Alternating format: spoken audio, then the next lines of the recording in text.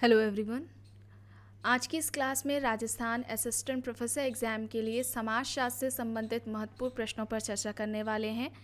ये Rajasthan assistant professor exam के लिए स्पेशली 500 प्रश्नों की सीरीज़ शुरू की गई है, जिससे संबंधित कुछ क्लासेस हो चुके हैं, जो कि आपको चैनल के प्लेलिस्ट के फ़ोल्डर में मिल जाएंगे। फ़ोल्डर का नाम राजस्थान असिस्टेंट प्रोफेसर नाम से बनाया गया है, ठीक है। तो वहाँ उस फोल्डर को जब आप ओपन करेंगे तो वहाँ पर आपको इससे संबंधित जो क्लासेस हुई हैं अभी तक, वो सारी आपको मिल जाएंगी। क्लासेस स्टार्ट हो इससे पहले आप सभी इस वीडियो को ज़्यादा से ज़्यादा लोगों के साथ शेयर ज़रूर कर दीजिए। अगर आप नेट, JRF, PGT, JIC या फिर असिस्टेंट प्रोफेसर एग्ज़ाम की तैयारी कर रहे हैं सोशियोलॉजी से, तो इस चैनल के साथ जुड़कर यहाँ से आप अपनी स्टडी को कंप्लीट कर सकते हैं। प्लेलिस्ट में उन सभी वीडियोज़ के फोल्डर्स मिल जाएंगे, आप वहाँ से उन वीडियोज़ को देख सकते हैं।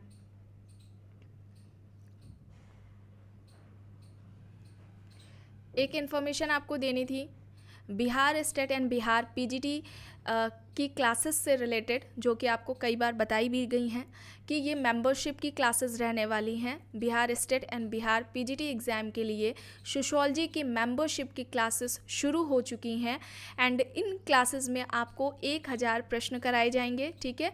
और याद रखिए ये क्लासेस शुरू भी हो चुकी हैं, ठीक है। 1 मई से क्लासेस शुरू हो चुकी हैं। इन क्लासेस में आपको 1000 प्रश्न आपको कराए जाएंगे। रिकॉर्डेड क्लासेस ये रहने वाली हैं। साथ में ही जो इम्पॉर्टेंट फैक्ट्स हैं वो तो क्लास में बताए ही जाएंगे, साथ ही में जो इम्पॉर्टेंट नोट्स हैं, ठीक है, इम्पॉर्टेंट कॉन्सेप्ट से संबंधित जो नोट्स हैं वो भी आपको प्रोवाइड कराए जाएंगे। PDF इसकी आपको प्रोवाइड कराई जाएगी। एंड इस मेंबरशिप की जो क्लासेस हैं इसकी जो वैलिडिटी है ये 1 महीने की रखी गई है, ठीक है। 1 महीने की वैलिडिटी है मेंबरशिप की एंड क्लासेस शुरू हो चुकी हैं। इस बात को आपको ध्यान में रखना है। 1000 प्रश्न कराए जाएंगे और साथ में जो इम्पॉर्टेंट फैक्ट्स हैं, नोट्स हैं, इनसे संबंधित जो कि आपके एग्ज़ाम के लिए रहने वाले हैं इम्पॉर्टेंट, उनसे संबंधित PDF भी आपको प्रोवाइड कराई जाएगी। एंड इस मेंबरशिप की जो फीस है वो 599 यानी कि 599 रखे गए हैं। एंड इस इंफॉर्मेशन को आप सभी ज़्यादा से ज़्यादा लोगों के साथ शेयर भी ज़रूर कर दीजिए।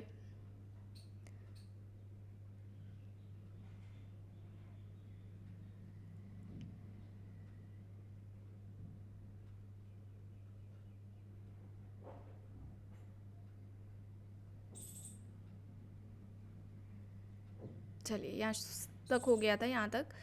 चलिए शुरू करते हैं। प्रश्न है, निम्नलिखित में से किसने व्हाट इज प्रॉपर्टी नामक पुस्तक लिखी है? विकल्प यहाँ पर देख लेते हैं। Karl Marx, Max Weber, Joseph Proudhon हैं एंड AG फ्रैंक दिए गए हैं। व्हाट इज प्रॉपर्टी किसकी हो जाएगी पुस्तक? जोसेफ प्रोधो की है ये। विकल्प C यहाँ पर सही हो जाएगा।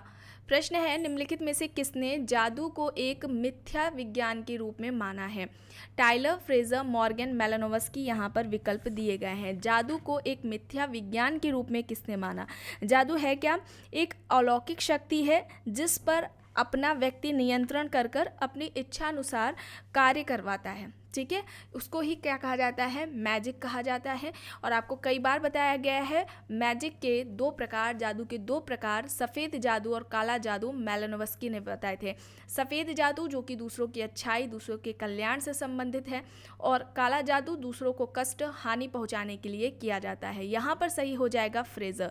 फ्रेजर विकल्प B यहाँ पर सही हो जाएगा। फ्रेजर ने जादू को आभासी विज्ञान या आभासी कला कहा था, ठीक है। इसके अलावा विज्ञान को, जादू को विज्ञान की अवैध बहन भी इन्होंने कहा है। फ्रेजर ने जादू को विज्ञान की अवैध बहन कहा, जादू को आभासी विज्ञान और आभासी कला भी फ्रेजर बताते हैं। और जादू के 2 प्रकार भी बताए हैं फ्रेजर ने, एक तो अनुकरणात्मक जादू और दूसरा सांसारिक जादू है। ये 2 प्रकार किसके द्वारा बताए गए हैं? फ्रेजर के द्वारा बताए गए हैं। ये आपको बात याद रखनी है। प्रश्न यहाँ है, सांदर्भिक रूप में संस्कृतिकरण जाति की सांस्कृतिक गतिशीलता की एक धीमी और गैर प्रभावशाली प्रक्रिया है या कथन किसका है? MN श्रीनिवास, योगेंद्र सिंह, दीपांकर गुप्ता, सोरोकिन यहाँ पर विकल्प दिए गए हैं। संस्कृतिकरण जाति की सांस्कृतिक गतिशीलता की एक धीमी और गैर प्रभावशाली प्रक्रिया है, यह किसका कहना है? वैसे संस्कृतिकरण से संबंधित जो अवधारणा है वो MN श्रीनिवास ने दी है, ठीक है। संस्कृतिकरण है क्या? ये एक ऐसी प्रक्रिया है जिसमें कोई निम्न हिंदू जाति या कोई जनजाति किसी उच्च या द्विज जाति के रीति रिवाजों, उनके धार्मिक कर्मकांड, जीवन शैली को इस विश्वास के साथ अनुकरण करती है, कुछ पीढ़ियों तक ये अनुकरण करती है कि उनका जो जातीय पदक्रम में स्थान है वो पहले से क्या हो सके, बेहतर हो सके। यही क्या है, संस्कृतिकरण है। इस पर पर्टिकुलर क्लास एक ली जा चुकी है। फोल्डर आपको मिल जाएगा एम.एन. श्रीनिवास की महत्वपूर्ण अवधारणाओं के नाम से। 2 क्लासेस ली गई हैं, एक तो संस्कृतिकरण पर है और दूसरी डोमिनेंट कास्ट पर है। दोनों ही कॉन्सेप्ट एम.एन. श्रीनिवास के मोस्ट इंपॉर्टेंट है, इनसे संबंधित प्रश्न एग्जाम्स में पूछे जाते हैं। यहाँ पर इस प्रश्न का सही उत्तर योगेंद्र सिंह है। योगेंद्र सिंह है और योगेंद्र सिंह से संबंधित एक प्रश्न संस्कृतिकरण का ये भी आता है कि संस्कृतिकरण को अग्रिम समाजीकरण किसने कहा? योगेंद्र सिंह ने कहा है। संस्कृतिकरण को अग्रिम समाजीकरण योगेंद्र सिंह का कहना है, या संस्कृतिकरण विचारधारा ग्रहण करने वाली प्रक्रिया है, या किसका कहना है? योगेंद्र सिंह का है। इन बातों को आपको ध्यान में रखना है, इंपॉर्टेंट है, प्रश्न पूछे जाते हैं। यहाँ पर प्रश्न है, भारतीय परिवार को 12 श्रेणियों में वर्गीकृत किया गया है। Morgan, ब्रिफोल्ड, P.M. कोलेंडा या फिर वेस्टरमार्क। भारतीय परिवार को 12 श्रेणियों में वर्गीकृत किसने किया है? यहाँ पर सही क्या होगा? यहाँ पर सही क्या होगा? P.M. कोलेंडा हो जाएगा। विकल्प सी यहाँ पर सही हो जाएगा। ठीक है, सी यहाँ पर सही हो जाएगा। और कोलेंडा ने औद्योगिकीकरण को कहा था कि इसने ज्वाइंट फैमिली को मजबूत किया है। यहाँ पर पुस्तक से संबंधित है पीजेंट लाइफ इन इंडिया, किसकी हो जाएगी? Peasant life in India, N.K. Bose. N.K. Bose का पूरा नाम निर्मल कुमार बोस है। विकल्प सी यहाँ पर सही होगा। निर्धनता की संस्कृति नामक अवधारणा निम्न में से किसी एक विचारक द्वारा दी गई है। सही उत्तर पर निशान लगाएं। Oscar Levi's. ऑस्कर लेविस ने निर्धनता की संस्कृति या गरीबी संस्कृति की अवधारणा दी थी। विकल्प बी यहाँ पर सही हो जाएगा। भारत में निम्नलिखित राज्यों में से किसी एक में अनुसूचित जातियों की जनसंख्या सर्वाधिक प्रतिशत में है? पंजाब होगा यहाँ पर। विकल्प ए होगा यहाँ। जनसंख्या में न्यूनतम नवजात भार और गर्भ अपव्यय का मूल्य कारण क्या है? मातृ कुपोषण, बी होगा यहाँ पर। मुस्लिम परिवार की प्रमुख समाजशास्त्री समस्या क्या है? बहुपत्नी विवाह। एक प्रबल जाति तब बनती है जब वह अन्य पर प्रधानता प्राप्त करे संख्या के साथ। ठीक है, संख्या के साथ अन्य पर करेगी, मतलब कि उसके पास होगी, तब हम उसे क्या कहेंगे? प्रबल जाति कहेंगे, डोमिनेंट कास्ट कहेंगे, प्रभुत्व जाति या प्रभावी जाति या प्रभु जाति। अवधारणा किसकी थी? डोमिनेंट कास्ट की, एम.एन. श्रीनिवास की थी। एम.एन. श्रीनिवास ने प्रभु जाति के जो लक्षण या विशेषताएं बताई थी, 3 बताई थी, आपको कई बार बताया जा चुका है। यहाँ पर क्या होगी? संख्यात्मक शक्ति के साथ साथ आर्थिक शक्ति और राजनीतिक शक्ति होनी चाहिए। आर्थिक शक्ति के परिप्रेक्ष्य में उनका भूमि से संबंधित बात थी कि भूमि ज़्यादा होनी चाहिए। राजनीतिक शक्ति में प्रभुत्व उसका हो, उस जाति का प्रभुत्व होना चाहिए। यहाँ पर विकल्प ए हो जाएगा। प्रश्न है, जजमानी व्यवस्था प्रदर्शित करती है संविदा संबंध समुच्चय को, राजनीतिक संबंध को, वैवाहिक संबंध समुच्चय को, या फिर आर्थिक संबंध समुच्चय को? यहाँ पर क्या होगा? जजमानी व्यवस्था इनमें से किसे प्रदर्शित करती है? आर्थिक संबंध समुच्चय को। यहाँ पर डी सही हो जाएगा। ठीक है, डी यहाँ पर सही हो जाएगा। इसमें इसमें संविदा का संबंध भी पाया जाता है। ठीक है, तो ये याद रखिएगा। इसको अभी छोड़ते हैं ऐसी। जजमानी व्यवस्था की बात की जाए तो सबसे पहले जो जजमानी व्यवस्था का अध्ययन किया था वो किसने किया था? वाइजर ने किया था। कहाँ पर इनका अध्ययन था जजमानी व्यवस्था का? उत्तर प्रदेश के करीमपुर गाँव पर था। ठीक है, उत्तर प्रदेश के करीमपुर गाँव पर इनका अध्ययन रहा है जजमानी व्यवस्था का। और विलियम वाइजर ने जजमानी व्यवस्था को प्रकार्यात्मक संस्था बताया था। ठीक है, प्रकार्यात्मक संस्था बताया था और इस पर भी एक पूरी क्लास ली जा चुकी है। इसके अलावा जजमानी व्यवस्था से संबंधित अध्ययन ऑस्कर लेविस का भी रहा है। ऑस्कर लेविस ने जजमानी व्यवस्था को शोषणकारी संस्था कहा था। ये आपको बात याद रखनी है। उन्होंने कहा था कि जजमानी व्यवस्था में जो उच्च जातियां होती हैं वे निम्न जातियों का शोषण करती है। इस आधार पर ऑस्कर लेविस ने जजमानी व्यवस्था को शोषणकारी संस्था कहा था। ठीक है, तो इसे होल्ड रखते हैं, आपको कल की नेक्स्ट की जो क्लास होगी उसमें आपको बता दिया जाएगा। चलिए अब यहाँ पर देखते हैं, प्रश्न है जाति परिस्थिति में सुधार की आकांक्षाएं साधारण है परंतु वे तब तक प्राप्त नहीं होती जब तक जाति प्राप्त नहीं कर लेती। आनुष्ठानिक पवित्रता, समूह स्वीकृति, शक्ति और विशेषाधिकार, शासकीय संबंधन। समूह स्वीकृति यहाँ पर हो जाएगा, विकल्प बी यहाँ पर सही होगा। जाति और वर्ग में भिन्नता का प्रमुख आधार है लंबवत विभाजन, वंशानुगत सामाजिक परिस्थिति, असमानता या फिर उप सांस्कृतिक अंतर। वंशानुगत सामाजिक परिस्थिति होगा, विकल्प बी यहाँ पर सही हो जाएगा।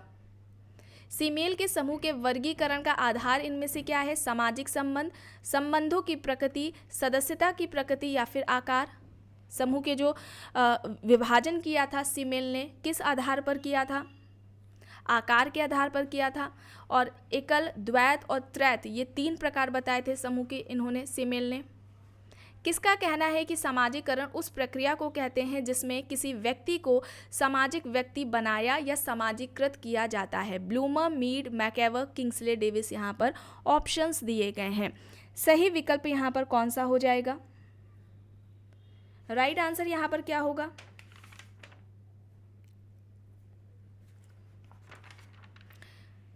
राइट आंसर यहाँ पर हो जाएगा किंग्सले डेविस। किंग्सले डेविस, विकल्प डी यहाँ पर सही हो जाएगा। सामाजिकरण इस टॉपिक को पूरा कंप्लीट कराया जा चुका है, इससे संबंधित एमसीक्यूज कराए जा चुके हैं जिसका फोल्डर आपको चैनल के प्लेलिस्ट में मिल जाएगा। समाजीकरण क्या है? एक सीखने की प्रक्रिया है। चूंकि ये सीखने की प्रक्रिया है तो ये व्यक्ति के पूरे जीवन प्रयत्न चलती रहती है।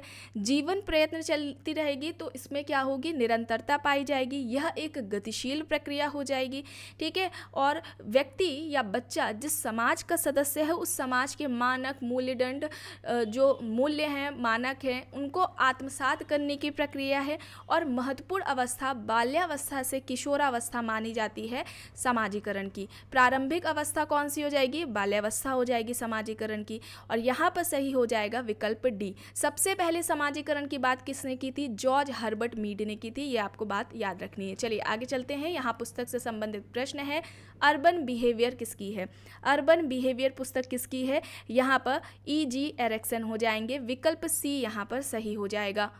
शासक वर्गों के वर्चस्व में आने वालों के लिए अधीनस्थ शब्द का प्रयोग सबसे पहले इनमें से किसने किया? ग्रामसी, अंबेडकर जी, महात्मा गांधी जी या फिर इनमें से कोई नहीं? अधीनस्थ शब्द का प्रयोग सबसे पहले ग्रामसी द्वारा किया गया था। विकल्प ए यहाँ पर सही होगा। किसका कहना है कि भारतीय समाज एक हिंदू समाज है और हिंदू परंपराओं को समझे बिना इसे यानी कि भारतीय समाज को समझा नहीं जा सकता? G.S. Ghurye, D.P. Mukherjee, Louis डुमो, N.K. Bose. सही विकल्प D.P. मुखर्जी, ढुजरटी प्रसाद मुखर्जी हो जाएगा। D.P. मुखर्जी की किस पुस्तक में आधुनिकीकरण की अवधारणा का प्रथम बार प्रयोग हुआ है? इनकी डीपी की ये सारी बुक्स दी गई हैं D.P. मुखर्जी की। Personality and the sciences, problem of Indian youth, modern Indian culture a sociological study, views and counter views. Modern Indian culture a sociological study है। इस पुस्तक में सबसे पहले आधुनिकीकरण की अवधारणा का प्रयोग D.P. मुखर्जी ने किया। सी यहाँ पर सही होगा।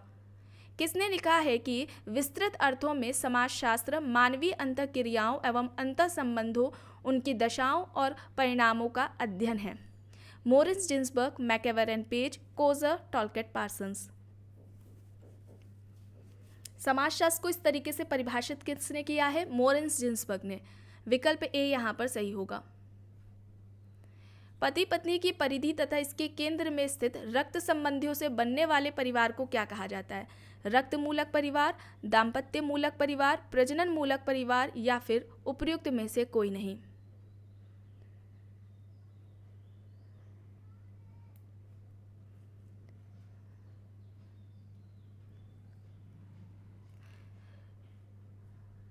वार्नर ने, ठीक है, लॉयड वार्नर ने नाभिकीय परिवार के 2 प्रकार बताए थे। आपको कई बार बताया गया है, फैमिली वाला जब टॉपिक कंप्लीट कराया गया था तो वहाँ पर भी काफ़ी डिटेलिंग में बताया गया था।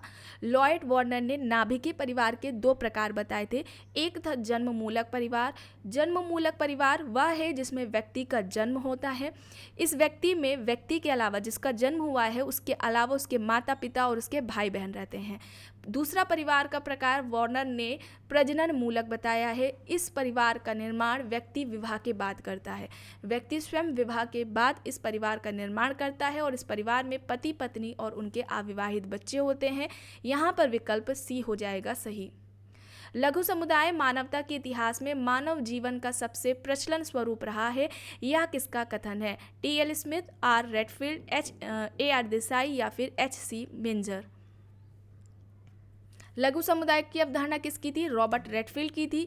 रॉबर्ट रेडफील्ड ने लघु समुदाय की 4 लक्षण या 4 विशेषताएं बताई थी। लघुता, विशिष्टता, समरूपता, आत्मनिर्भरता। लघुता, विशिष्टता, समरूपता, आत्मनिर्भरता, ये 4 विशेषताएं या 4 लक्षण रेडफील्ड ने बताए थे और ये कहीं पर भी जहाँ देखने को मिलेंगे उनको लघु समुदाय कहा जाएगा। ये रेडफील्ड का कहना था। और लघु समुदाय का जो उदाहरण है वो गांव को बताया था रॉबर्ट रेडफील्ड ने। एक प्रश्न इस तरीके से पूछा जाता है कि लघु समुदाय जन्म से लेकर मृत्यु तक का प्रबंधन है, यह किसका कहना है? रॉबर्ट रेडफील्ड का कहना है। गाँव को लघु समुदाय किसने कहा? इससे संबंधित भी प्रश्न पूछा जाता है। ये 4 लक्षण या विशेषताएं भी दे दी जाती हैं। किन विशेषताओं या किन लक्षणों की बात रेडफील्ड ने की है या किसकी बात नहीं की है, इस तरीके से भी संबंधित प्रश्न पूछा जाता है। चलिए आगे चलते हैं। प्रश्न है, वेस्टरमार्क ने बहुपति विवाह का सबसे महत्वपूर्ण कारक किसे कहा है? जातिगत परंपरा, लिंग अनुपात में असमानता, धार्मिक कारण, जनजातीय प्रथाएं। यहाँ पर सही क्या होगा? लिंग अनुपात में असमानता होगा। लिंग अनुपात में असमानता, विकल्प बी यहाँ पर सही हो जाएगा। रॉबर्ट बीयरस्टेट के अनुसार कौन सा कथन यहाँ पर सही है? समाजशास्त्र विशुद्ध विज्ञान है, समाजशास्त्र वास्तविक विज्ञान है। सही यहाँ पर क्या होगा? समाजशास्त्र विशुद्ध विज्ञान के साथ साथ वास्तविक विज्ञान है, यह कहना रॉबर्ट बीयरस्टेट का है। सी यहाँ पर सही होगा। जे.एस. घुरिये द्वारा लिखित पुस्तकों का सही क्रम में बताना है, तो यहाँ पर क्या हो जाएगा? भारत में जाति और प्रजाति, ये 1932 में आई थी। कास्ट, क्लास एंड ऑक्यूपेशन, ये 1961 में आई थी, ठीक है।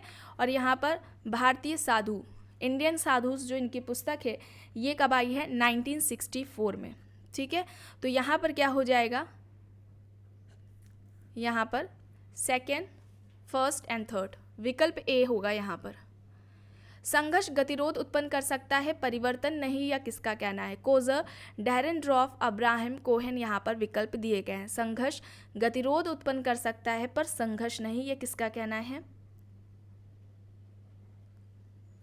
कोहेन का। डी यहाँ पर सही हो जाएगा। संघर्ष किसके अंतर्गत आ जाएगी?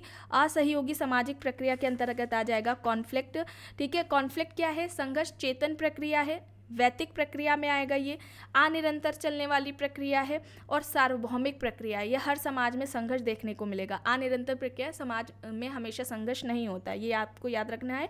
और ग्रीन ने क्या कहा था? सहयोग को शांतिपूर्ण संघर्ष कहा था, ये याद रखिएगा। सहयोग को शांतिपूर्ण संघर्ष किसने कहा है?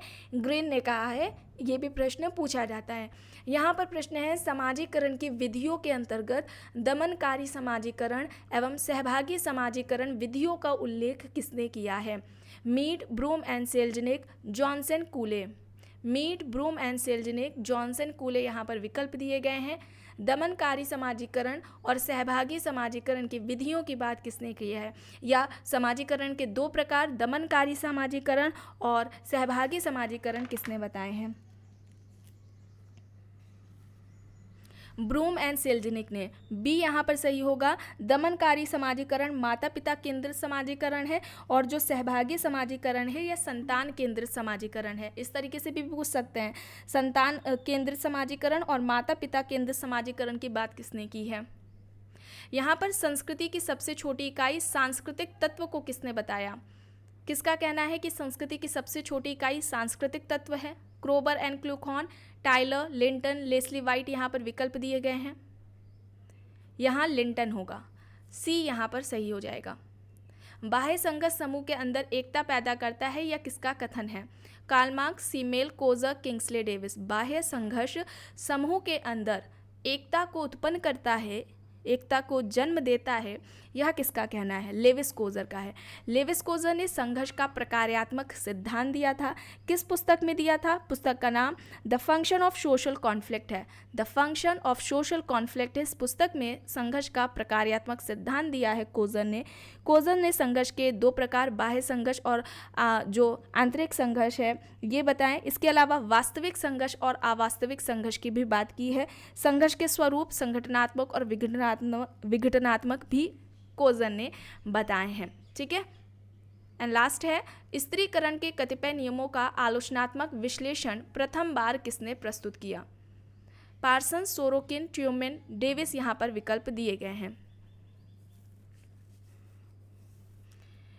सामाजिक स्त्रीकरण का संरचनात्मक प्रकार्यात्मक जो सिद्धांत है वो किसका था? किंग्सले डेविस एंड विल्बर्ट मूर ने दिया था। किस पुस्तक में दिया था? सम प्रिंसिपल्स ऑफ स्ट्रैटिफिकेशन में दिया था। सामाजिक स्त्रीकरण का प्रकार्यात्मक सिद्धांत किंग्सले डेविस एंड विल्बर्ट मूर ने दिया था, जिसकी आलोचना ट्यूमेन ने की थी। किसने की थी? ट्यूमेन ने की थी अपने लेख critique to some principles of stratification में। A critique to some principles of stratification में ट्यूमेन ने इसकी आलोचना की थी। विकल्प यहाँ पर सी सही हो जाएगा। तो आज की क्लास में बस इतना ही। आई होप ये आपको पसंद आई होगी। अगर पसंद आई है तो प्लीज़ लाइक करिएगा एंड कमेंट करके ज़रूर बताइएगा। Thank you.